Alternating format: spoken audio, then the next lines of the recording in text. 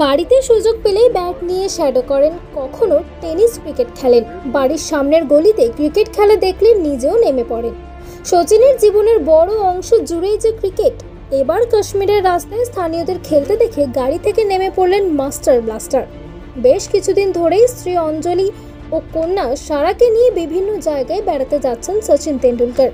কিছুদিন আগে আগ্রায় গিয়েছিলেন, তাজমহলের সামনে স্ত্রী অঞ্জলির সাথে ছবিও তুলেছেন। তেমনই কিছুদিন আগে কাশ্মীরের পুলওয়ামায় একটি ব্যাট প্রস্তুতকারক সংস্থায় গিয়েছিলেন সচিন।